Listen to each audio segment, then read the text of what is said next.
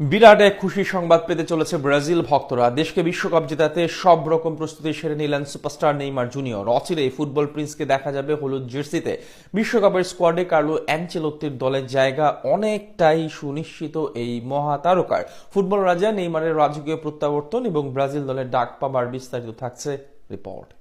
বেজে উঠল calling bell. দরজার ওপারে দাঁড়িয়ে ভদ্রলোক কার্লো আনচেলত্তি বলছেন, কে? এপার থেকে প্রতি উত্তর গেল, আমি ফুটবলের মুকুটবিহীন সম্রাট। অবশ্য কার্লো আনচেলত্তি তাকে চিনতে পেরেছেন কি ভ্রুকুটি থেকেই যায়। তবে এই প্রশ্নটা যদি 10 শতকে বেড়ে ওঠা কোনো ব্রাজিল ভক্ত শুনতেন, তাহলে প্রশ্ন শুনেই এক নিমিষে চিনে ফেলতেন মুকুটবিহীন ফুটবলের সম্রাট কে।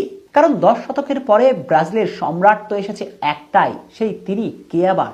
Neymar junior. কিন্তু ওই যে প্রশ্ন, সদ্য ব্রাজিলে বসত গড়া কার্লো আনচেলত্তি ফুটবলের মুকুটবিহীন সম্রাটকে চিনতে পেরেছেন কি? চিনতে না পারলেও তো কোনো সমস্যা নাই, কারণ পায়ের ঝলকে নিজেকে নতুন করে চিনিয়ে দিচ্ছেন নেইমি। ব্রাজিলের হয়ে ক্যারিয়ারের শেষ বিশ্বকাপ খেলার স্বপ্নটা নতুন করে উজ্জ্বল করছেন এই মহাতারকা। শেষ 3 ম্যাচে এক হ্যাটট্রিক সহ 4 গোল, 1 অ্যাসিস্ট। অন্তত পরিসংখ্যান বলছে খুব দ্রুতই কার্লো আনচেলত্তির দলে ডাক পেতে চলেছেন তিনি। অবশ্য শুধু শেষ 3 ম্যাচের পরিসংখ্যান আমলে নিয়েই ব্রাজিল দলে ডাক পাবার নিশ্চয়তা দিয়ে রেখেছেন নেইমার। ব্যাপারটা কিন্তু মোটেও সেটা নয়, কারণ পরিসংখ্যান দিয়ে তো আর নেইমারকে ব্যাখ্যা করা যায় না। সংখ্যার খেলার ঊর্ধ্বে সবসময় থাকেন একজন নেইমার জুনিয়র। এই যে চলতি মৌসুমে সান্তোস যখন দাঁড়িয়ে গেল রেলিগেশন জোনে, শেষ 3 ম্যাচে অন্তত 4 পয়েন্ট অর্জন করতে পারলেই কেবল রেলিগেশন জোন থেকে উঠে আসা সম্ভব। অর্থাৎ 2023 সালের পর আবারও মৃত্যুকূপের সামনে দাঁড়িয়ে ব্রাজিলের ঐতিহ্যবাহী এই ক্লাবটি।